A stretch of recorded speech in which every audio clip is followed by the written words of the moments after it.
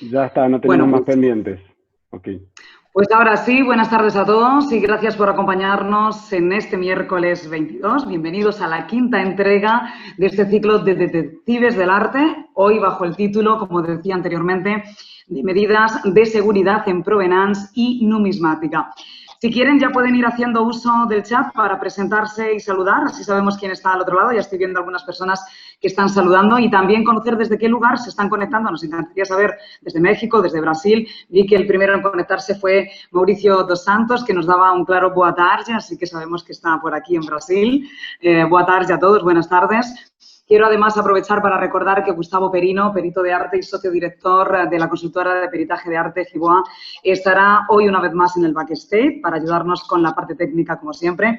Y, como no, para anotar aquellas sugerencias, preguntas, dudas, todos los comentarios que tengan ustedes y que puedan ir dejando en nuestro chat, que vamos después a responder al finalizar nuestra charla con nuestros invitados. Gustavo, buenas tardes también para ti. Enseguida, hoy tenemos que hablar, además, que tenemos un doble refuerzo súper importante que nos va a aportar, sin duda, un gran valor añadido con sus acotaciones y una pequeña introducción sobre, precisamente, las incumbencias, lo que abarca las incumbencias de un calígrafo y que en muchas ocasiones puede generar confusión de acuerdo con las especificaciones de cada país y también con las titulaciones. María Alejandra Leiva es calígrafo público nacional por la Universidad de Buenos Aires y especialista en documentoscopia por la Universidad de Salamanca, España. Es además coordinadora del área de peritaje caligráfico de Giboa y perito de oficio del Poder Judicial de la Nación Argentina y de la provincia de Buenos Aires. Alejandra, qué gusto tenerte hoy con nosotros. Buenas tardes, bienvenida. Hola, Y si te gracias. parece, muy bien, si te parece, antes de presentar a nuestros invitados, a Patricia y a Marcos, a mí me gustaría que nos hicieras esa pequeña acotación sobre las incumbencias del calígrafo para tener mucho más claro todos los detalles en los que nos vamos a adentrar en la tarde de hoy. Así que adelante, cuando quieras. Bueno, muchas gracias. Y bueno, me parece muy interesante hacer una breve aclaración, Ana, porque en algunos casos cuando se presentó la temática de medidas de seguridad en provenance y en numismática, nos llegaron consultas acerca de por qué los invitados son calígrafos. Y bueno, queremos contarles que aquí en Argentina tenemos leyes que regulan el ejercicio profesional, una ley nacional, la 20.243, y una ley de la provincia de Buenos Aires, la 9.718, que explica las incumbencias profesionales, y para que todos se queden tranquilos, los temas a desarrollar hoy, las medidas de seguridad en documentos y en particular en este caso de numismática y provenance e incluso el estudio de firmas en obras de arte, están comprendidas dentro de las incumbencias de los calígrafos. Así que simplemente eso, por eso los hemos invitado, son temas muy, muy específicos y bueno, cada uno se ha especializado en una de estas áreas, así que bueno, va a ser un placer escucharlos. Mil gracias, Alejandra. Igual, si alguien está interesado en saber un poquito más sobre lo que avanzaba Alejandra en esta breve introducción, pueden hacer uso del chat también para hacer sus preguntas o enviar sugerencias y al final podremos dar respuesta a todas ellas. Si no diera tiempo, van a ser respondidas también por mail, así que no se preocupen. Y hoy, bueno, como decíamos, también tenemos a dos invitados nuevamente de excepción que nos van a llevar magistralmente por este universo de las medidas de seguridad en provenance y numismática. Quiero decir que ya algunos de nuestros participantes se han presentado. Veo por aquí a Marcelo, Adriana, muchos amigos desde Argentina, desde Mendoza, desde Córdoba, desde Buenos Aires. Tenemos también a una compatriota, Rocío, desde Madrid. Así que bienvenidos a todos. Desde la capital federal, bueno, desde Córdoba, veo desde Buenos Aires nuevamente, Edith. Muchas gracias a todos por estar con nosotros y ahora sí vamos a presentar a nuestros invitados. Patricia Isabel Soto es graduada en la Universidad de Buenos Aires como calígrafo público nacional y dedicada especialmente a profundizar sobre peritaje caligráfico en obra de arte. Es miembro de Giboa, convocada como invitada en cursos de formación profesional y ha analizado en profundidad la obra de los artistas Joaquín Torres García y Pedro Figari. Ejerce como perito judicial privado con actuación en la Corte Suprema de Justicia y de la provincia de Buenos Aires. y es miembro de la Sociedad Internacional de Peritos de Documentoscopia y de la Asociación Argentina de Peritos Auxiliares de la Justicia. Buenas tardes, Patricia. Muchas gracias por acompañarnos también en esta tarde. Buenas tardes a todos. Muchas gracias por la presencia de tantos colegas y bueno, espero realmente poder darle nuevas información en este ámbito, en este campo especial que tiene que ver con nuestra profesión y que realmente vale la pena capacitarse y aprender este camino tan distinto a lo que usualmente trabajamos en la parte judicial.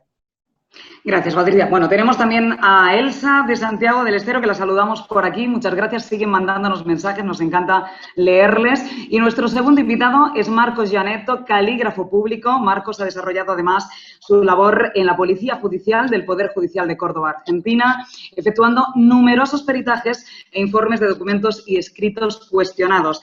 Actualmente trabaja como perito de control en la provincia de Córdoba, realizando informes extrajudiciales y judiciales, y es además docente en la especialización criminalística y actividades periciales de la FAMAG y en la carrera de perito en documentología en la Universidad de Lomas de Zamora. Escribe sobre aspectos técnicos del papel moneda en el blog Seguridad Documental y es autor del artículo Billetes híbridos, presente en el libro Producción Gráfica y Multimedial de Hugo Máximo Santersiero. Y yo lo que le quería preguntar, Marcos, aparte de darte la bienvenida, ¿de dónde sacas tanto tiempo? Buenas tardes y gracias por acompañarnos. Hola, buenas tardes, Ana. Es un gusto estar acá con ustedes. Saco tiempo, sí. No son tantas actividades, son pocas. La docencia me gusta mucho, me apasiona. Me encanta transmitir lo poco que sé, pero me gusta transmitirlo. Y bueno, y después de escribir en el blog, lo tuve bastante... estuve bastante alejado del blog, pero bueno, ahora he retornado y he incorporado algunos artículos nuevos, reformado otros, así que siempre hay tiempo para lo que lo apasiona a uno, ¿no? Y, eso es cierto. El tema de historia, técnicas, medidas de seguridad en billetes me gusta mucho y bueno, y siempre estoy buscando porque siempre aparece algo para leer, para investigar, me parece muy interesante eso. Bueno, pues ese es el indicativo de que verdaderamente esta tarde va a ser apasionante porque tener como hobby tu trabajo, ¿no? Tu propio trabajo, que sea tu hobby, exacto, es indicativo de que lo que vamos a aprender hoy va a ser muy interesante. Siguen entrando personas saludándonos, Alejandro también, desde Quilmes, provincia de Buenos Aires. Bienvenido. Bueno, vamos, si os parece, a adentrarnos directamente en el asunto que nos convoca hoy, a todos aquí especialmente desde la perspectiva del calígrafo y que también nos diseñaba Alejandra al inicio en su introducción. Vamos con las medidas de seguridad en provenance y numismática. Patricia, de nada, quería que nos explicases qué es la provenance de una obra y qué elementos la constituyen, porque eso nos va a permitir, sin duda, entender mejor los siguientes pasos. Así que, adelante, contigo es. Perfecto, sí, es importante tener una idea de lo que es la provenance. La provenance es la procedencia de la obra, es su origen. Es toda la documentación que acompaña a esa obra y que de alguna manera nos indica el camino que ha recorrido en el transcurso de la historia. Es decir, desde que el artista la creó hasta el momento actual. En general, la provenance está integrada por documentación entre facturas, puede haber registros, certificados de autenticidad, catálogos razonados. El catálogo razonado es el listado de obra que se conoce de un artista. También podemos, dentro de la provenance, tener imágenes o fotografías, algún artículo de algún periódico, y del mismo modo puede estar nombrada en un testamento. Por otra parte, además de esta documentación, tenemos la posibilidad de encontrar en el dorso de la obra escrituras manuscritas, sellos y etiquetas. Esto nos va a hablar básicamente de lugares donde pudo haber estado esa obra, desde una galería de arte, una casa de subasta o un museo. Es importante determinar que la provenance lo que hace es aportar a la obra y darle un aspecto de personalidad, lo cual significa que no necesariamente es un elemento secundario en el momento del estudio interdisciplinario. es decir, aporta, no es esencial en el sentido que la obra es la única que tiene que resistir un análisis. Ahora bien, está claro también que en la compra de una obra de arte, la cantidad de documentación tampoco garantiza que esa documentación sea auténtica, todo lo contrario. Acá de lo que se trata no es de la cantidad de documentación que acompaña una obra, sino más bien de quién la emite y qué conocimientos la avalan. Sabemos que dentro de la documentación que puede aportar una obra de arte podemos encontrar los certificados de autenticidad. Estos certificados de autenticidad son documentos que son necesarios para atribuir una obra a un artista. En general es el mismo artista el que expide ese certificado de autenticidad, y en él muchas veces nos da información de esa obra. Nos puede dar el nombre, el título de la obra, la fecha de creación, las medidas, y también nos puede adicionar elementos específicos del arte, como puede ser el medio que trabajó ese artista, o sea, la técnica que utilizó, el número de copias, si es que asiste, y también nos puede dar elementos en el estado en que se encuentra la obra, o elementos específicos para el montaje en algunas características especiales. Puede estar acompañado de una imagen y el certificado propiamente dicho, donde el artista certifica que es una obra original de su origen exclusivamente. Hasta aquí no va a haber problema. El problema surge cuando este artista muere. En este caso, nos vamos a encontrar con que estos certificados van a estar extendidos por familiares, por descendientes directos y herederos. Entonces, nosotros, mejor dicho, no es nosotros, sino la realidad muestra muchas veces que hay una ausencia de independencia porque hay una concurrencia de intereses. También nos vamos a encontrar muchas veces que el documento que forma parte de una provenance tiene que ver con una casa de subasta. Las casas de subasta son empresas privadas que intervienen en una venta entre un comprador y un vendedor. Entonces dejo a los asistentes que decidan si no hay concurrencia de intereses en estos aspectos. Y después tenemos un tercer lugar que es el museo. Los museos generalmente autentifican en la medida que pueden recibir pinturas privadas, obras privadas, para hacer una exposición temporal.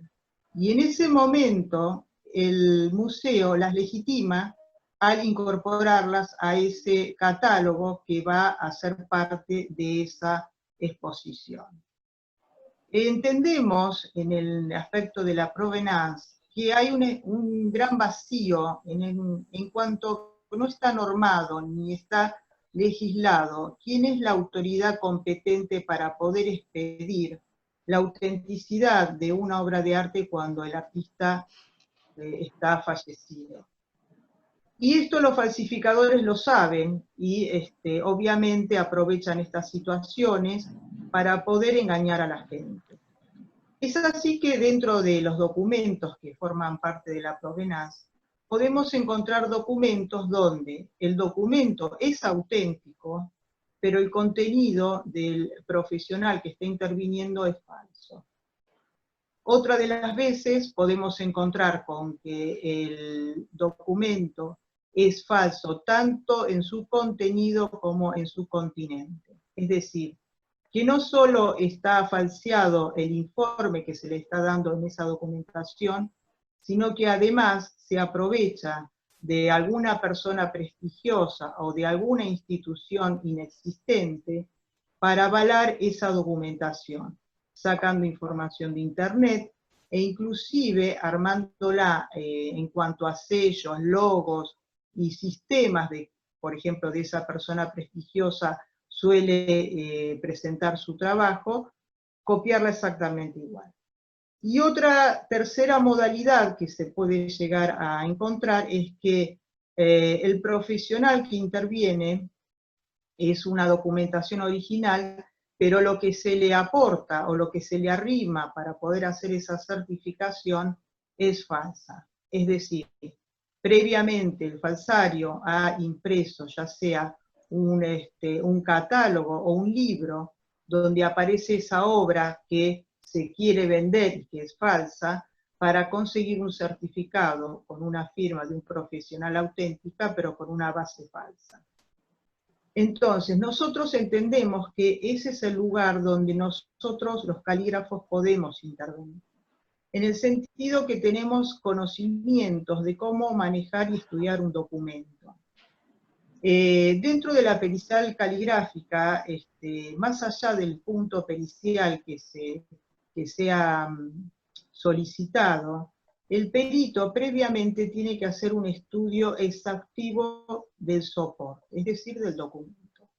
Es decir, que nosotros estamos habituados a hacer un estudio previo de un documento y poder determinar, o mejor dicho, darnos cuenta si existen algunas anomalías en ese documento, ya sea alguna modificación, alguna alteración que se haya hecho, o quizás no presenta ningún tipo de alteración, pero ahí también considero que el hecho de tener conocimientos dentro de nuestra capacitación de los sistemas de impresión, de los papeles, de las tintas, sellos, lacres, nos permite a nosotros los calígrafos poder identificar esa modalidad que expresa ese documento o ese certificado de autenticidad y hacer una línea de tiempo en el cual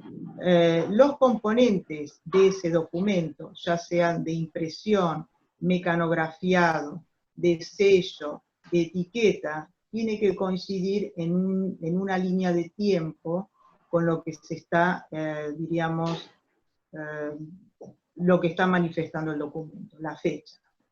Entonces ahí hay un estudio importante que podemos aportar, en el cual yo creo que Marcos va a hablar de todo el sistema de seguridad, de todos los sistemas de impresión que abarca esto que yo estoy diciendo, en el sentido que podemos aportar profesionalmente con datos que son desconocidos por muchas personas. O sea, hay que ser un calígrafo para poder determinar ciertas cuestiones que tienen que ver con los sistemas de impresión, las tintas, y el tiempo, la datación y en qué momento salió al mercado.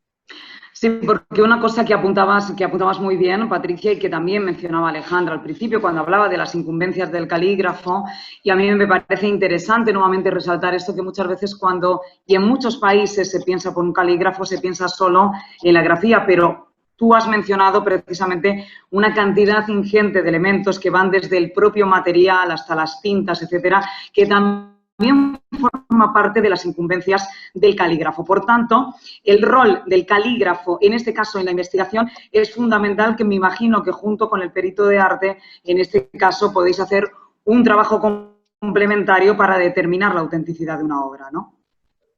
Así es, así es. Estamos capacitados para poder, porque hay poca información, en general se piensa, y esto a nivel también judicial, se desconoce y se piensa que el calígrafo solamente puede actuar en la medida que exista escritura manuscrita, perdón. Y se olvidan, mejor dicho, y hay un desconocimiento en cuanto el calígrafo tiene un campo sumamente amplio en la aplicación de la técnica caligráfica, que o sea, no solamente se aplica al manuscrito, sino al mecanografiado, al impreso, a las medidas de seguridad, a las tintas. Entonces, todas estas cuestiones, estamos formados para eso.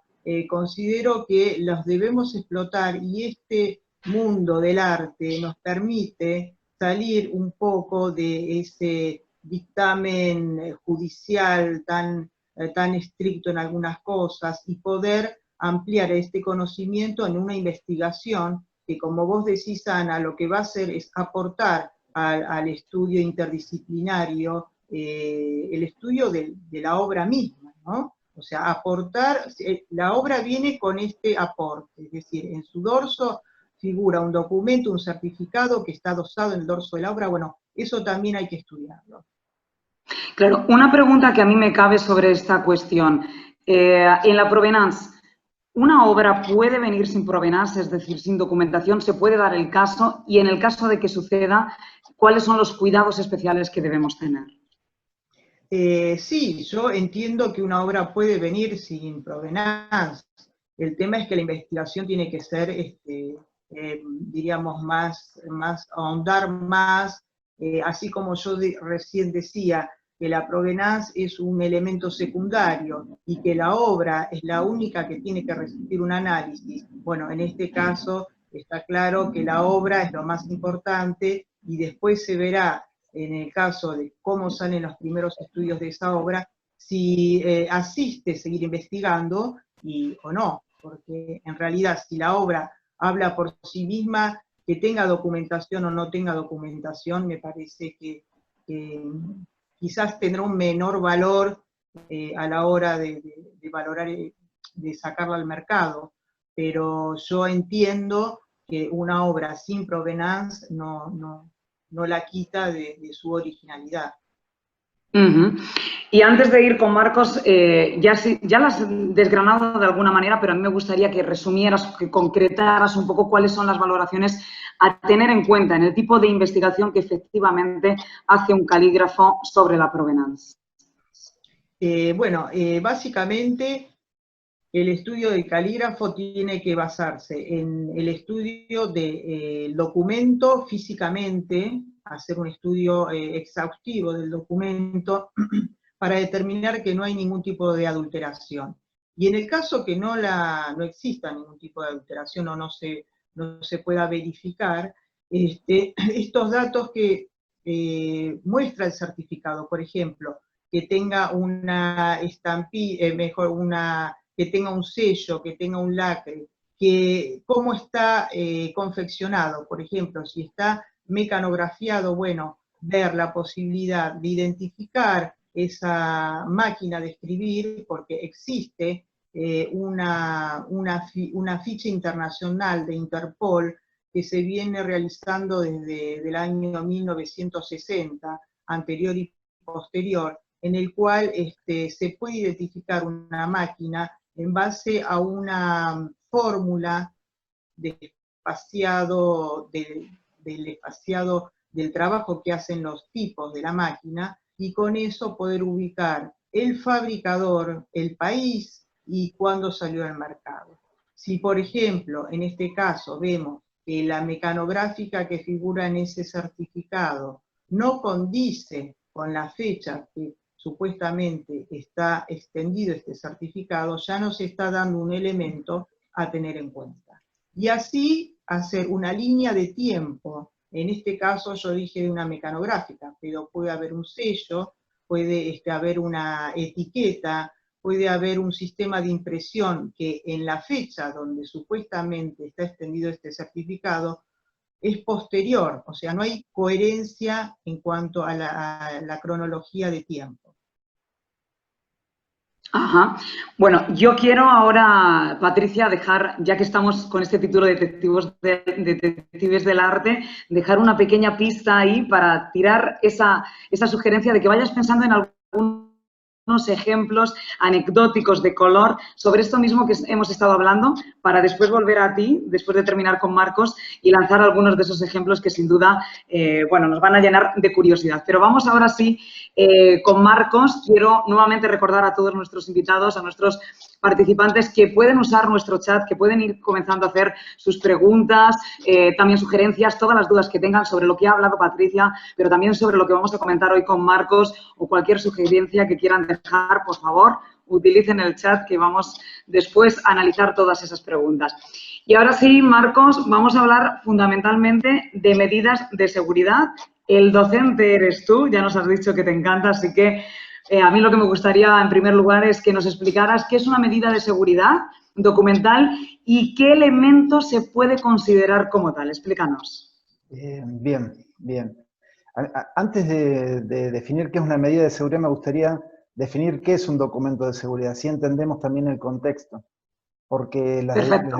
esta definición que voy a dar es una definición que también enmarca a numerosos documentos que se coleccionan, no solamente billetes, sino también estampillas, pasaportes, etc. Y para eso voy a elegir una definición que para mí es la mejor, la más adecuada, que la estipuló Rudolf van Ries, que es un holandés, que ya ha fallecido, pero era un investigador muy avanzado en todo lo que era medidas de seguridad, y escribió unos libros hermosos, muy bien ilustrados, y él decía que un documento de seguridad impreso es aquel cuya validez, identidad y autenticidad puede ser verificada mediante una inspección controlada. Es decir, él lo que estipulaba es que todo aquel documento que tenga en su estructura un elemento que pueda ser evaluado y controlado es un documento de seguridad.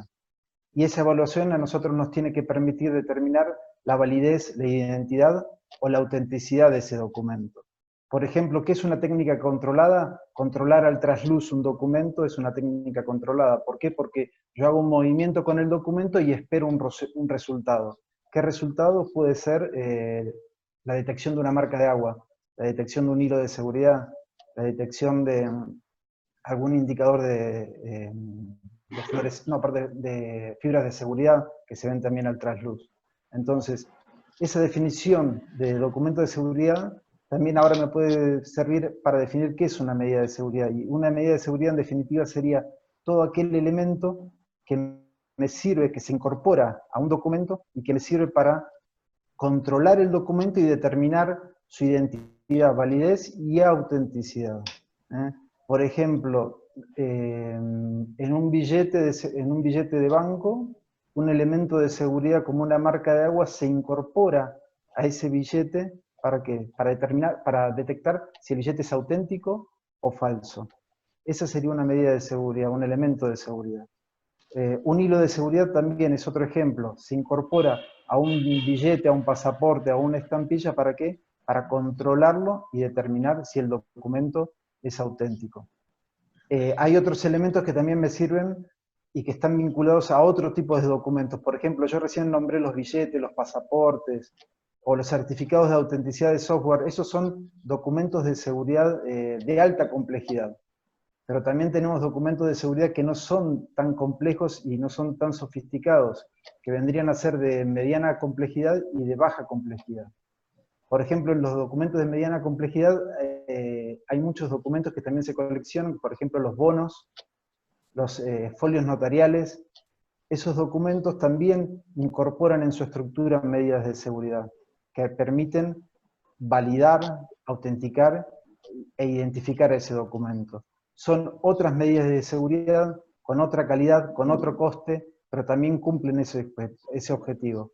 Y después los últimos documentos de seguridad que tenemos, que ya son los documentos de seguridad de complejidad baja, son aquellos documentos que no tienen tantos elementos de seguridad, o si los tienen son elementos de seguridad que cumplen muy precariamente su función.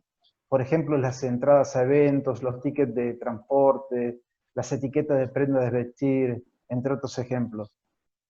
Todos estos ejemplos que di de documentos de seguridad, como yo les decía, tienen distintos elementos de seguridad y todo tiene que ver también con el objetivo que va a tener ese documento. Por ejemplo, en los billetes, cuando se incorpora un elemento de seguridad como una tinta en particular, por ejemplo, la tinta OBI. La tinta OBI es la tinta que cambia de color en los billetes. Cuando uno inclina el billete, la tinta despliega un cambio de color de verde a azul, de negro a violeta, etc. Bueno, esa tinta tiene que cambiar de color durante todo el ciclo de vida de ese elemento de seguridad, durante todo el ciclo de vida de ese billete. Y también tiene que soportar todo el itinerario que va a soportar ese billete durante todo su ciclo de vida.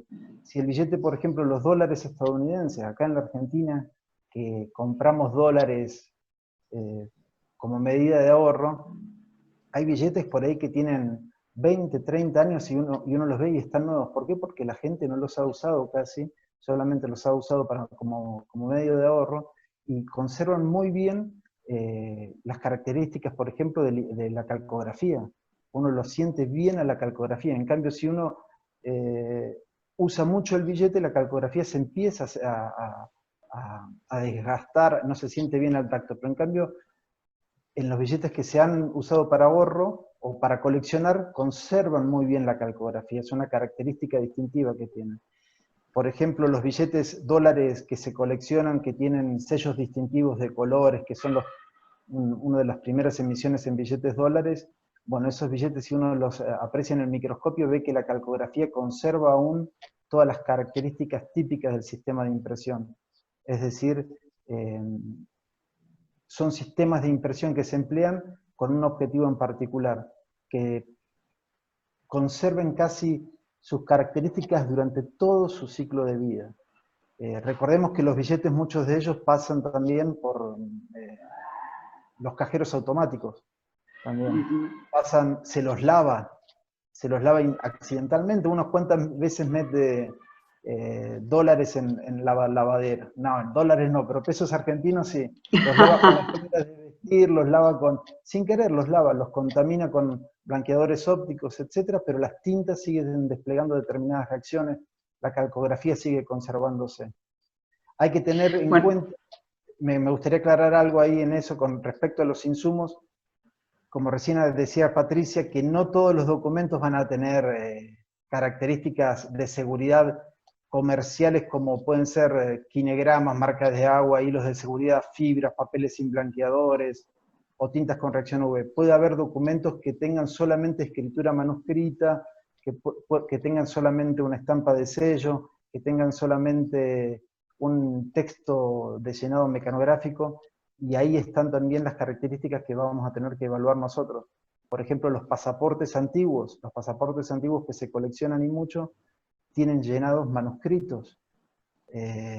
Entonces ahí uno tiene que prestar atención a las formas de redacción que hay, a cómo se escriben las ciudades, cómo se escriben las fechas, cómo se redactan los textos para evaluar si los textos que están presentes ahí son de la época o son anacronismos gráficos que luego se añadieron para darle valor a ese documento. Así que esos cuidados hay que tenerlos también. Por lo tanto, un abanico enorme, Marcos, de consideraciones que hay que tener en cuenta a la hora de las medidas de seguridad, por lo que nos estás contando. Es un examen bastante complejo, ¿no? No es sencillo. Si bien hay información hoy en día en los bancos centrales disponible en Internet, hace unos años atrás no había nada de información, pero cambió el paradigma, se abrió la comunicación, y hoy en día comunicar las medidas de seguridad es una forma también de hacer seguridad documental, que la persona esté instruida, sepa controlar sus documentos, sepa cómo puede detectar las falsificaciones, es una forma también de hacer seguridad documental. Entonces eso lo entendieron los bancos y se abrió un poco la información, ¿no? Sí, porque precisamente hacías tú mención al principio, ¿verdad?, con el tema de los dólares. ¿Quién no ha tenido un billete de dólar y se ha preguntado, ¿será falso o será verdadero? A mí me pasa siempre, por pleno desconocimiento de los dólares. Siempre que me pagan en dólares, termino mirando, por supuesto no sé identificar ninguna medida. Me imagino que a ti no te habrán colado, como se dice vulgarmente, nunca un billete falso, ¿no, Marcos? No, sí, como que no. Sí. A todos, sí. Y yo siempre muestro, yo suelo dar un curso de billetes y siempre muestro al principio el billete que me colaron, como decís vos, que es un billete de 5 pesos que tiene la efigie de San Martín y la marca de agua, la imitación de marca de agua era una efigie de Manuel Belgrano. Pero bueno, ¿en qué condiciones me lo entregaron? En un taxi, a la noche, volviendo así sin luces, sin nada, y me lo entregó en el medio del cambio y me lo dio. En su momento era algo de plata, ahora ya un billete de 5 pesos lo han retirado, ¿no? Pero en su momento me sorprendió y siempre lo conservé ese billete, es uno de los billetes que colecciono porque era tan burda, y uno dice, ¿cómo el falsificador puso una imagen de Belgrano a propósito? Para burlarse de la gente, nada más. Bueno, y ahora solo te falta decir que este fue el motivo que te llevó a este camino en el que te encuentras hoy, Marcos. No, a ver, nada, no, eso pero son anécdotas que uno tiene porque la gente piensa que, yo por ejemplo con los dólares viejos, yo tampoco los recibo, pero no por una cuestión de que no los sepa controlar, sino por una cuestión de que después no los voy a poder entregar. Es más Porque nadie me fácil, los quiere es más recibir. difícil. Los Exactamente. nuevos tienen medidas de seguridad que son más evidentes, más fáciles de controlar, más fáciles de visualizar en un control organoléptico, ¿no? Entonces, uno por lo general recibe esos documentos, no tiene problema. Pero sí hay billetes viejos que uno dice, ¿esto será auténtico? No, ¿no? Bueno, y pasa también con los coleccionistas. Y hay coleccionistas, aunque no lo creas, por ahí no se habla mucho de eso, que también coleccionan billetes falsos. O sea, pero bueno, no me voy a meter por eso. Sí, y ya como último, en una anécdota de estos billetes viejos que tú apuntabas hace no mucho tiempo atrás, precisamente una empresa argentina, por un trabajo fotográfico que hice, me pagaron en mano y me dijeron, hay una parte que son billetes viejos, y yo me quedé pensando, ¿será que no valen? ¿Serán que son falsos? Después entendí precisamente esa dificultad de cambiarlos, pero en aquel momento me generó la duda de qué me quiere decir con esto, ¿no? A veces un poco esa ignorancia nos hace caer un poco en esa, a veces o en una falsificación o en algún timo sin saberlo. En este caso no era así, pero sí que es verdad que en aquel momento me asustó. Vamos a centrarnos de nuevo. Marcos, ¿sirven las medidas de seguridad entonces para datar documentos y billetes? Sí, supongo, ¿no? Sí. A ver, hoy en día disponemos de Internet. Internet es una biblioteca hermosa para cualquier investigador. Así que si si tiene tiempo y recursos para investigar, se puede meter en muchas bases de datos y catálogos de cualquier insumo que esté en los documentos. Por ejemplo, hay bases de datos de marca de agua muy lindas, con dibujos, con todas las imágenes, en qué documentos están, qué fabricante las empleaba, etc. Eso sirve, ¿por qué? Porque tienen las fechas exactas, entre qué fechas se usaron y en qué documentos se incluyeron. Y hay bases de datos que están armadas por historiadores, es decir, por otra disciplina, pero que nosotros también podemos nutrirnos de ellas para hacer un buen examen. También tenés bases de datos y catálogos de pigmentos, bases de datos de papeles, donde se especifican, por ejemplo, las distintas fibras que se usan, los aditivos, las cargas. Y también tenés las patentes de seguridad. Las patentes de los elementos de seguridad también son una fuente muy interesante para saber en qué fecha exacta se patentó ese documento, ese elemento de seguridad, y que antes de eso no pudo haber estado ese elemento de seguridad. Por ejemplo, ¿no? Hoy con las tecnologías actuales sería muy fácil hacer una buena imitación de un billete antiguo, que no tenían medidas de seguridad como las que tienen ahora, ¿no? Pero nosotros, teniendo buenas bases de datos como estas para hacer las consultas, etc., podemos saber muy bien qué tipo de offset se usaba antes y qué tipo de offset se usa hoy. Y podemos distinguirlo eso en el microscopio. Si bien el sistema offset es un sistema bastante sencillo, bastante simple, a lo largo de su ciclo de vida el sistema offset ha tenido avances tecnológicos. Y hoy en día quizás el falsificador, para imitar un billete, dice, yo voy a imitar un billete de 1910.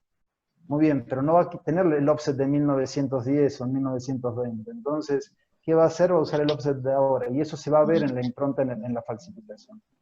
Entonces, las bases de datos, los bancos de imágenes están disponibles en Internet y realmente los historiadores han hecho un trabajo excepcional porque han documentado muchos, pero muchos documentos que están ahí afuera. Recordemos también que hay mucha gente que colecciona documentos como ser cartas, como ser textos, escrituras de determinados lugares que se coleccionan y bueno, que tienen un diseño, una estructura que corresponde a una determinada época y que hoy en día nosotros para acceder y saber cómo era esa estructura, ese diseño, tenemos que recurrir a esta base de datos, es lo único que nos queda, porque por ahí no conseguimos material de confronte, material de cotejo en original. Entonces lo único que nos quedan son estas fuentes para recurrir. Ujú. A mí me gustaría recabar un dato que apuntaba Marcos y que además a mí me gusta siempre diseñar tomando las propias palabras de Gustavo Perino, y es que el peritaje es esa disciplina maravillosa que es interdisciplinaria, ¿no? Que cuenta con Así es. historiadores, que cuenta con otros profesionales dentro del área que hacen avaliar precisamente una obra de arte o las artes decorativas de las que hablábamos en la anterior ocasión, en la anterior charla, o la numismática de la que también hablamos. En fin, para comprender un poco este universo tan complejo y tan nutrido como es el peritaje de arte, que muchas veces hay gente que se pierde un poco en esa concepción, y hay que decir que son muchos los componentes que hacen, bueno, finalmente el estudio de una obra de arte. Marcos, ¿cómo se realizaría un examen de un documento billete que tiene y contiene medidas de seguridad? Cuéntanos. Bien, básicamente el examen es... La primera etapa es un examen organoléptico. ¿Esto qué significa? El examen con los sentidos. Los billetes dan mucha información si uno los controla bien, con una técnica controlada y con los sentidos, siempre y cuando las condiciones lumínicas también sean favorables.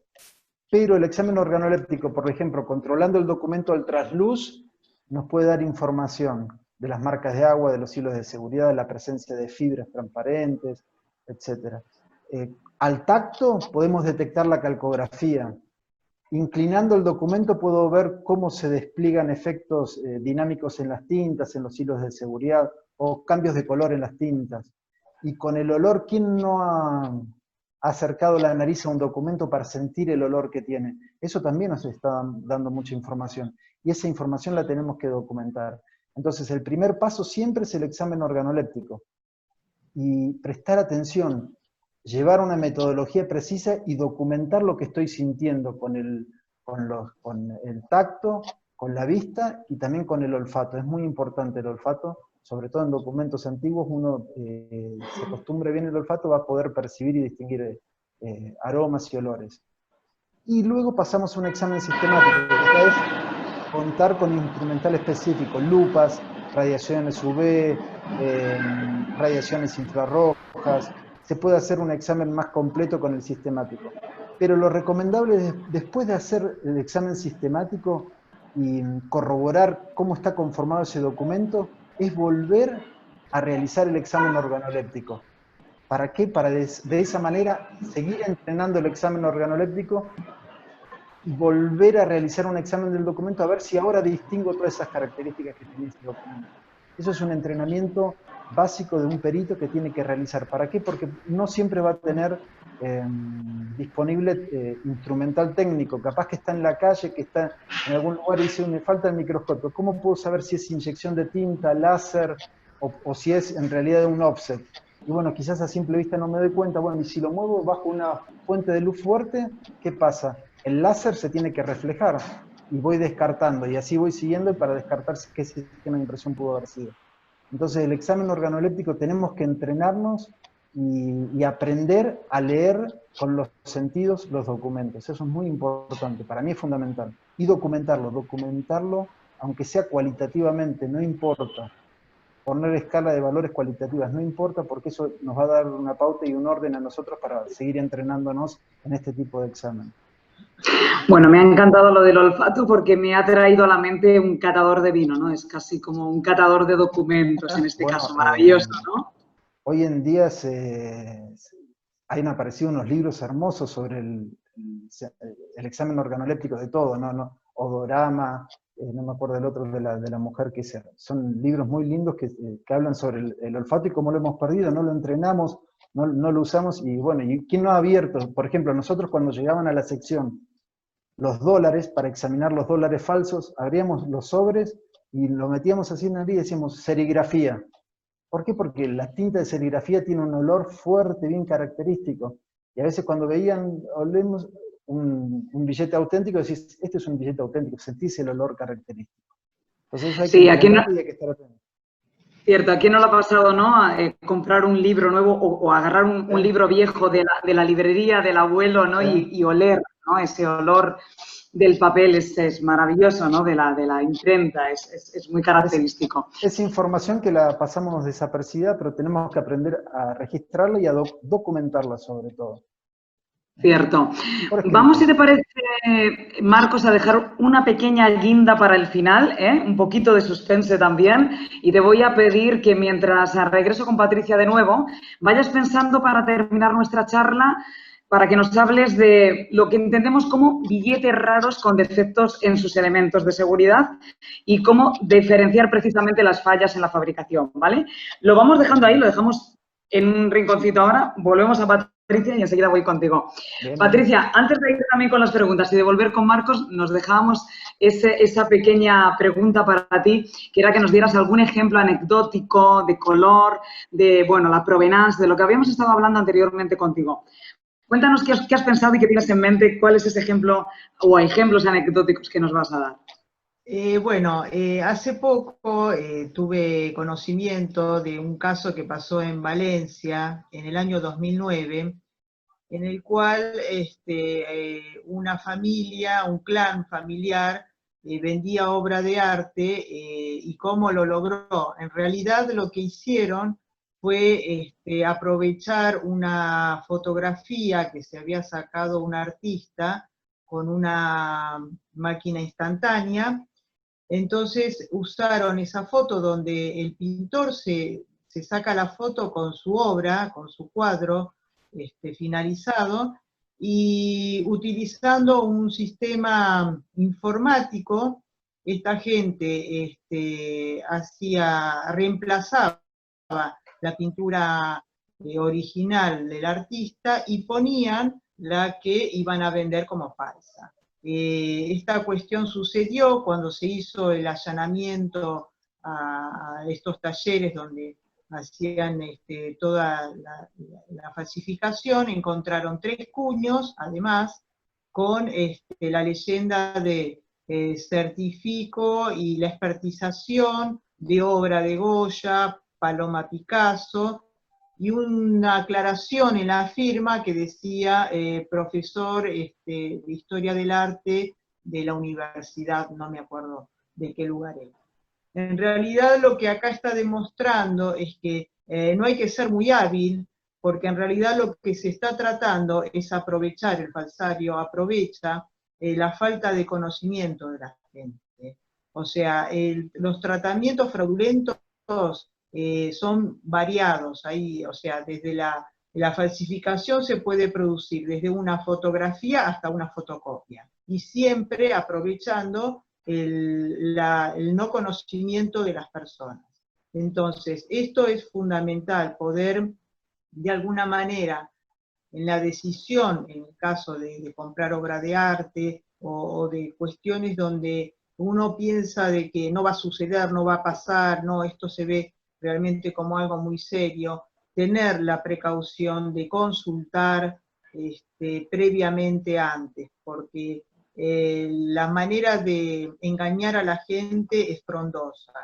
Y lo ideal es que uno no, o sea, no el que compra siempre es un calígrafo, o como bien le pasó a Marcos, o sea, que le dieron un billete falso. Entonces, hay que tomar las precauciones a la hora de determinar una compra como es una obra de arte. Creo que eso es fundamental. Y entendemos también, por otra parte, o sea, ya esto no es anecdótico, sino que se está dando que las mayores falsificaciones ya se hacen con pintura contemporánea. En la medida que a los falsarios les resulta más fácil acceder a los materiales que tener que hacer o producir una obra que parezca que es del año 1800 o 1700, tienen al alcance en el mercado la posibilidad de poder falsear con mayor facilidad. Pero por otro lado, a nosotros nos sirve porque ampliamos los lugares donde podemos investigar. O sea, ya vamos a tener revistas, entrevistas, podemos encontrar diarios y cartas de los artistas. ¿Quién no ha ido alguna vez a alguna casa de algún artista importante o conocido y ver que exponen de alguna manera cartas que escribió esa persona? Y tenemos material en el cual podemos realizar ese cotejo que a veces nos va a resultar muy difícil, y a veces ni siquiera hacerlo con un cotejo, sino esto que estamos diciendo de esta línea de tiempo que nos va a dar la posibilidad de tomar desde los materiales que intervienen en esa documentación y hacer ese hilo de tiempo, esa línea de tiempo para, de alguna manera, determinar si hay coherencia en cuanto al tiempo que está verificando el certificado y el material que lo está conteniendo. Y en definitiva, como dice Patricia, como estaba apuntando Marcos y como siempre dice Gus, al final lo importante es contar con un profesional en peritaje de arte que pueda ayudarnos a validar si efectivamente la obra de arte que estamos comprando es o no auténtica y el valor que ella misma puede tener. De hecho, quería hacer un pequeño paréntesis en todo esto antes de volver con Marcos y también de ir a las preguntas. Recuerdo a todos nuestros participantes que tienen el chat que por favor hagan preguntas, sugerencias, dudas. Vamos a ir enseguida con ellas antes de finalizar nuestra charla. Pero durante todos estos miércoles que hemos mantenido, pues nos han ido preguntando frecuentemente dónde y cómo se puede estudiar peritaje de arte. Bueno, la buena noticia para todos es que ya desde Kiboa van a estar lanzando esos nuevos cursos de capacitación sobre identificación técnica de obras de arte. Ahí les va a estar compartiendo, por cierto, Gustavo, a través del chat, una novedad sobre cursos a distancia. Así que pueden ir tomando nota y cualquier información adicional. Bueno, sin duda Gustavo les va a conversar con muchísimo gusto. Así que pueden dejar sus anotaciones si tienen interés en estos cursos. Él ya ha puesto ahí el link, lo pueden ver en el chat. Y, por favor, estamos ansiosos por escuchar, leer en este caso sus preguntas y sus dudas. Marcos, la habíamos dejado así, pendiente de un hilo, pero volvemos a ti cuando hablábamos precisamente que pensaras en lo de los billetes raros y yo quiero que me digas, bueno, pues que me hables de los defectos en sus elementos de seguridad y cómo diferenciar precisamente las fallas de fabricación de los defectos intencionales. ¿Cómo podemos diferenciarlo? Cuéntanos. Bien, eso tiene mucho que ver con lo que hablabas vos recién del trabajo interdisciplinario. Yo, por ejemplo, colecciono billetes solamente desde el aspecto técnico. Aparece un nuevo elemento de seguridad y compro un billete que tenga ese elemento de seguridad para después enseñarlo en las clases. Y después están los numismáticos que ya coleccionan billetes cuando tienen un valor histórico o tienen determinados tipos de colecciones. Y hay numismáticos que se especializan en coleccionar billetes con defectos, con errores de impresión, defectos de corte o defectos que tengan los elementos de seguridad. Esos billetes, si son defectos propios de la manufactura del billete, propios de la fábrica donde se realizó la impresión o el corte del billete, esos billetes tienen un valor agregado que le suma también un valor monetario a la cotización de esa pieza, de ese billete, ¿no? ¿Cómo nos damos cuenta de si es un defecto producido en la fábrica o producido después adrede para simular y darle más valor? Y es un trabajo que hay que trabajar ahí sí o sí con un especialista en sistemas de impresión o un especialista en numismática que se dedique a este tipo de colecciones, porque no es un trabajo que solamente vamos a poder abordar nosotros, los calígrafos. ¿Por qué? Porque hay cuestiones que hay que tener en cuenta que que se vinculan principalmente con las capacidades tecnológicas de las máquinas de impresión.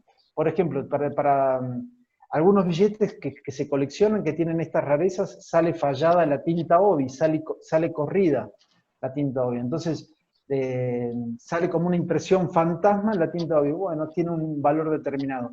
Otros billetes, por ejemplo, no sale impresa la numeración. Por alguna cuestión en particular, una de las numeraciones no sale impresa. Bueno, ¿cómo nos damos cuenta nosotros los calígrafos? Tenemos que tener información, hay una información sensible que por ahí no se maneja en libros, no está divulgada, pero nosotros tenemos que acercarnos entonces a trabajar ahí con numismáticos que se especialicen en este tipo de colecciones, porque ellos sí han accedido a información y a colecciones donde están bien documentadas los defectos que suelen ocurrir en las impresiones de billetes. Hoy en internet puedes ver en eBay o en eBay y en otros sitios así que venden billetes, podés ver muchas muestras de billetes que están mal cortados, que está desfasado el anverso del reverso. Bueno, esos son errores que sí o sí tienen que venir de la fábrica, pero hay otros errores que se pueden imitar y hay que tener cuidado con eso y no andar comprando billetes con determinados defectos y después nos damos con la sorpresa que fue un defecto provocado, alterado por alguien que manipuló ese billete y no son producto de la impresión en la fábrica. Pero es un tema que hay que abordar con mucho cuidado y que se tiene que abordar sí o sí con un trabajo interdisciplinario. Ahí. Bueno, yo, Marcos, que soy muy curiosa, esto es curiosidad mía, soy curiosa como buena periodista. Tú que precisamente en tu labor y en tu experiencia profesional te has tenido que encontrar además con muchos documentos cuestionados. A mí me gustaría, no sé si ahora mismo tienes en la mente alguno, ¿cuál es el que más dificultad te ha supuesto, si tienes así en el recuerdo, y si puedes contar de qué se trataba? Oh, mira, yo te voy a contar algo. El peritaje, yo tenía un jefe que me decía, el peritaje de billetes es el peritaje más fácil. ¿Por qué? Porque ves en el microscopio, auténtico, falso, se acabó. Pero nosotros como organismo judicial, nuestra tarea no se terminaba y nosotros teníamos que clasificar las falsificaciones y tratar de encontrar si algunas falsificaciones tenían las mismas características y después para tratar de perfilar qué tipo de falsificador estaba detrás de esos billetes. Nosotros tenemos un caso muy interesante, que es el caso de un falsificador, que cuando abren la puerta está todo grabado ahí. Nosotros participamos en esa investigación solamente analizando los cheques, pero este falsificador era un abuelito de 82 años, que él no alteraba los cheques, él decía que los arreglaba. Maravilloso. Yo me acordé en ese cuando me puse a pensar en la película de Leonardo DiCaprio, ¿no? Atrápame si puedes, y después los veías a este señor, y cómo hablaba el abuelo, cómo se expresaba, vos decías, ¿cómo tienen incorporado el lenguaje? Y claro, el periodista le preguntaba, ¿usted falsifica? No, yo arreglo los documentos. Claro, los arreglaba para que circulen. Y ese señor vendía billetes, vendía cheques, vendía DNI, vendía todo. Pero ese sí fue un caso que me llamó la atención. Y después otros casos que ahora se están viendo y muchos son, yo acabo de hacer un curso con una persona de Estados Unidos y hay falsificaciones que vos decís, no pueden estar imitando esto, pero todo se imita, todo es imitable. Después, que tenga éxito esa imitación, que pueda circular el billete, hay que ver a quién quiere engañar el falsificador también. Generalmente el falsificador, el que se dedica a hacer buenas falsificaciones, tiene una banda que distribuye sus billetes. Él se dedica solamente a imprimir. Muy pocos falsificadores imprimen y después distribuyen, cuando hacen billetes de categoría, buenas falsificaciones, ¿no? Pero hoy en día se está imitando todo, se imita la tinta que cambia de color, los hilos de seguridad, etc. Así que siempre hay que hacer un buen control, ¿no? Generalmente uno no hace buen control porque o está en la cola del banco y no quiere pasar vergüenza, no quiere estar mirando el billete así, uy, el otro. O si no, las condiciones lumínicas lo impiden también, es de noche y no podés controlarlo bien, no sabés cómo controlarlo al tacto, entonces solamente con la vista no lo podés controlar bien. Lamentablemente hay situaciones que nos van a impedir hacer un buen control. Yo que tengo un cierto ápice de maldad cuando voy a un banco y empiezan a mirar mis billetes, cuando ellos me dan de vuelta el cambio en la moneda que deseo, hago lo propio, no porque entienda nada, pero simplemente por fastidiar, ¿no? Bueno, eso se veía antes en los bancos. Los bancos, uno cuando iba al banco, el cajero tenía su luz UV de su lado y el ciudadano tenía su luz UV. Ahora la han sacado, o sea, vos no tenés el mismo derecho que el cajero a controlar los billetes. Vos decís, ¿por qué no? Claro, no es injusto. Perder tiempo acá controlando los... No, le han sacado ese elemento. Pero sí, cierto. Bueno, hemos llegado lamentablemente a nuestro final de tiempo, pero todavía vamos a dejar unos minutos para contestar las respuestas de nuestros participantes. Se me ha pasado volando, no sé a vosotros, pero a mí se me ha pasado volando. Patricia, Ale, quien quiera de las dos o las dos a la vez, tenemos esta pregunta para ambas. Nos preguntan así si también el perito estaría calificado para decir que la firma de una obra sea auténtica o solo de un documento. Muchas veces se le agrega una firma con posterioridad y no sabríamos si es del autor o agregada. Así que quien quiera de las dos, Patricia, Ale, o las dos al mismo tiempo, o una en un primer momento y la otra en un segundo tiempo. Como queráis. Ale. Le cedo el lugar a Patricia y después hago una breve aclaración. Perfecto, vamos entonces con Patricia. Bueno, a ver si recuerdo, si la misma certificación se puede hacer en cuanto a la firma que obra en la pintura. Dice, si también el perito estaría calificado para decir que la firma de una obra sea auténtica o solo de un documento. Esa es la primera parte de la pregunta. Sí, por supuesto se puede determinar la autenticidad de una firma en obra pictórica, siempre y cuando existan los elementos suficientes para hacer un dictamen con una base sólida. O sea, no tiene que haber duda, depende mucho del caso en particular. Esto es igual que cuando nos toca un documento. A veces la poca cantidad de elementos para cotejar no se aprecia la posibilidad de llegar a una conclusión categórica, pero sí, por supuesto que se puede. Depende del caso en particular, pero sí que se puede hacer una categorización en cuanto a la autoría de la firma en una obra pictórica. Perfecto. Ale, ¿nos querías...? Sí. Sí, no, que justamente cuando iniciamos la entrevista, que yo hice referencia a las leyes que regulan el ejercicio profesional de los calígrafos, mencionaba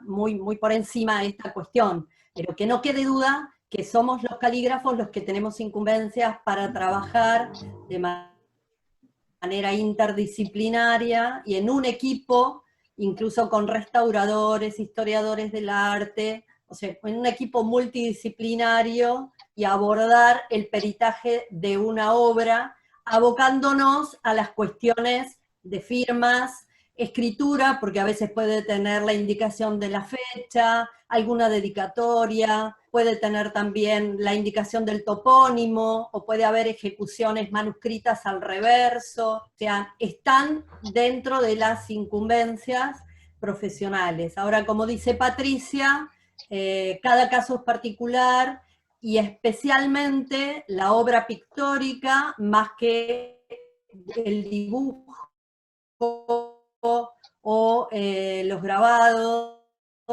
en donde las firmas convencionales para la ejecución manuscrita, la obra pictórica nos presenta otro tipo de desafío en relación justamente a la materialidad, ¿no?, de la obra, pero está comprendido dentro de las incumbencias, si esa era la pregunta.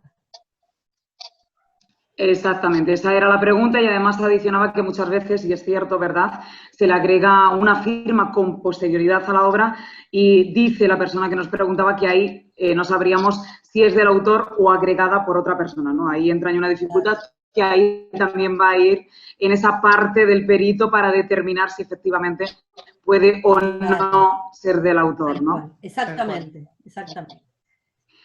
Marcos, ahora vamos contigo. Nos dicen, y precisamente sobre lo que tú nos estabas comentando, si puedes facilitar la bibliografía sobre control organoléptico. Me imagino que sí, la puedes dejar por ahí por el chat, o tal vez después, si puedes escribirla en el chat, fantástico, y así todos los participantes pueden tener acceso. Pero antes de que la escribas, quería darte una última pregunta, también de nuestros participantes. Nos preguntan, ¿cómo se puede controlar el libre comercio de tintas y químicos que están al alcance de todos en páginas como AliExpress? Oh. Difícil, ¿eh?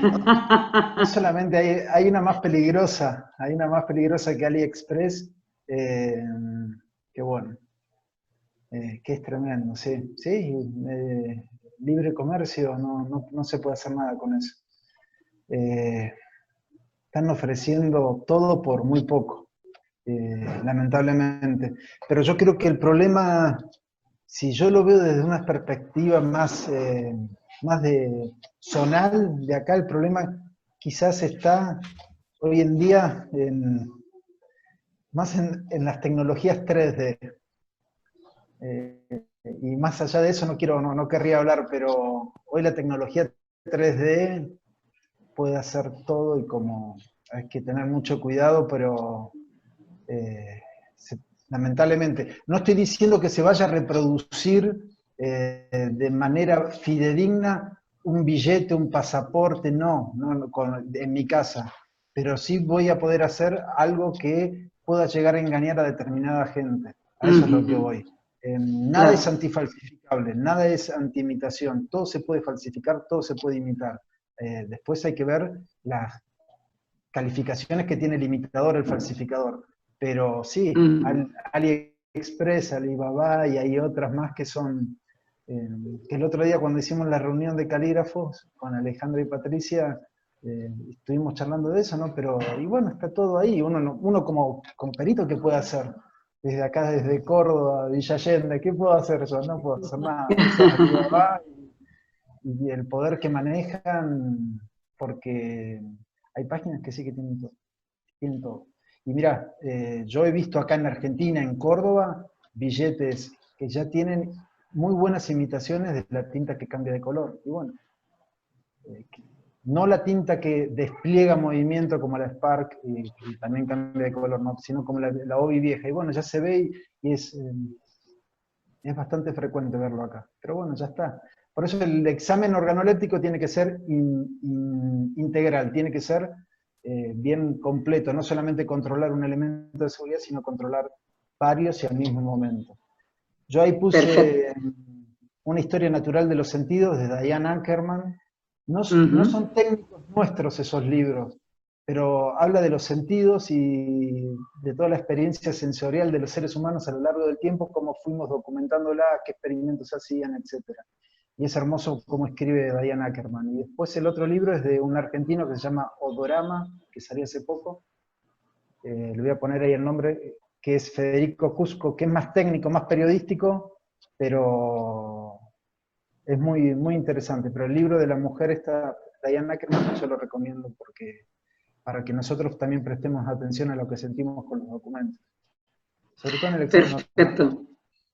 Muchas gracias, Marcos. Bueno, antes de cerrar, recordarles nuevamente que a todos aquellos que estén interesados, ya lo compartió precisamente Gustavo hace unos minutos en el chat, pero en breve desde Kiboa van a lanzar algunos cursos técnicos a distancia. Ahí han compartido el enlace y pueden tener más información.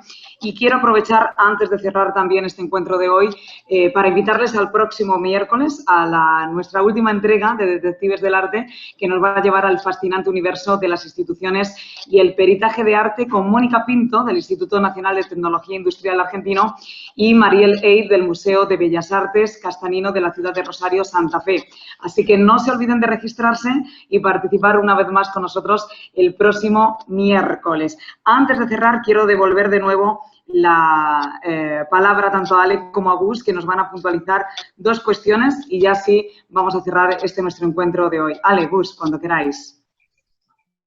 Y no, yo quería comentar simplemente que en lo que es provenance no hay regulación, no hay una sistematización de la manera en que debe registrarse la obra, es absolutamente informal. Entonces, muchas veces el falsificador, con el afán de demostrar que la documentación reviste todas las formalidades y que es verdaderamente auténtica, exagera en la incorporación de elementos de seguridad que habitualmente no se encuentran en la documental que acompaña la obra. Exageran en calidad y en cantidad. Y muchas veces ese es el primer elemento que nos pone en alerta, especialmente en el caso del perito de arte, ¿no? Que es el que dirige la investigación y tiene esa idea general de la obra y de todos los elementos que la acompañan. Pero muchas veces nos llama la atención eso, o sea, se presenta un certificado de autenticidad que a su vez está avalado por un acta notarial, que está acompañada a su vez por la certificación de la firma con elementos de seguridad. Es una exageración absoluta en medidas de seguridad que habitualmente no se encuentran producto de la falta de regulación de la seguridad documental en provenance. Nada más que eso, y bueno, para otra vez quedarán varias anécdotas más que tiene Patricia y que seguramente podrá dar Gustavo en algún momento, que tiene muchas. Pero bueno, Gustavo, no sé si vos querés hacer algún comentario acerca de esto, de provenance Buenas o noches algo a más. todos. Estoy fascinado, fascinado. Escuchándolo a Marcos, a Patricia, me viene esto de la transdisciplinariedad, ¿no? Que precisamente ya desde el siglo XVIII el perito de arte surge mirando a los que analizaban la escritura y a los que analizaban las grafías, o sea, se nutre, ¿no?, de su profesión, de la profesión de ustedes, los primeros pensadores del peritaje de arte, y me voy para el lado del vino, no por el horario, porque como dijo Ana, la palabra conocer, Patricia sabe francés, me va a retar cómo pronuncio, pero la palabra conocedor viene inicialmente para determinar a esa persona que sabe mucho, y uno de ellos eran los que cataban vino, los que cataban perfumes, o sea, personas que conocían de la experiencia sensorial, ¿no es cierto?, del conocimiento de la práctica, y no está lejos, porque la palabra conocer es el antecedente de la palabra perito, ¿no? Entonces, ahí, solo para sumar un poco lo que decía Ale, la provenance, si el 50% de las obras del mercado son falsas o tienen problemas de autenticidad, yo me atrevo a pensar que un 70% de las documentaciones que acompañan las obras tienen problemas. Porque, como dijo Alejandra, el hecho de que te presenten una hoja con un sello de una escribanía, donde la escribanía lo único que está diciendo es que quien firmó esa hoja es quien presentó el documento, pero ya todos esos sellos que le ponen a los papeles hacen que cuando se vende una obra se presentan una serie de documentos sellados con instituciones, y como bien decía Patricia y Alejandra, y en realidad nada tiene que ver ni con el artista, ni con la persona que realmente hizo un peritaje sobre eso. Entonces, los documentos que se acompañan a las obras, nuestra posición desde Giboa es que la provenance está sobrevalorizada porque hoy se compra y se vende solo basado en la provenance. Estoy hablando en términos generales. Si la obra presenta la documentación correcta, la obra se vende. Nadie la miró a la obra, nadie la dio vuelta, nadie le sacó el papel que recubre el bastidor detrás, nadie revisó la obra. Todo el mundo se guió por lo que decían los papeles que presentaba esa obra. Me viene una anécdota sola, Ale y Ana, y les comento, que es reciente, del año pasado, donde un artista argentino extremadamente famoso, León Ferrari, que era una persona súper, todas las personas que tuvieron contacto con León Ferrari en su vida hablan bien de él como persona, un tipo muy amable. Él, en una época de su vida, hizo una carta a un amigo por una circunstancia muy particular, y él terminó dándole de regalo una obra a ese amigo. Con los años, esa carta, junto a cartas que supuestamente escribió el amigo, se terminaron validando cerca de 7 obras que estaban circulando en el mercado como auténticas del artista, donde no había ninguna referencia en esa carta que sí era original, no había ninguna referencia a obra, había referencia a una amistad, y basado en ese vínculo de amistad, se creó una provenance falsa para 7 obras que estaban vendidas, 3 de ellas estaban a punto de ser vendidas en Christie's, Nueva York. Entonces no se trata de algo que solo sucede con obra barata o no, afecta todo el mercado. Hay un montón de tecnologías que hoy se están tratando de utilizar para dar un poco de seguridad a este registro, ¿no?, de la provenance, pero como bien dijo Patricia, la provenance es un todo. Supuestamente es el documento de origen desde que salió del taller, y todos los documentos que después hicieron su vida de la obra, desde informes técnicos de restauración, de exposiciones, catálogos y demás. Pero realmente hay un enorme problema con la documentación que acompaña a las obras, porque si imaginen, si se falsifica mucha obra de arte, falsificar documentos a veces es hasta más barato que falsificar obra de arte, y ahí apoyo lo que dijo Marco. La falsificación burda y grosera es moneda corriente. apuntan a un público totalmente desprevenido, a un público que no tiene conocimientos para determinar si la técnica corresponde o no corresponde con la época, y algo que hacen muy bien los falsificadores es falsificar obra más barata. Entonces los costos de revisión de la obra hasta son a veces más caros que la propia obra. Entonces las personas, coleccionistas que no son tan expertos, terminan comprando por oportunidad y realmente ahí están comprando obras falsas. Pero bueno, da para hablar mucho, pero quería hacer esa aclaración.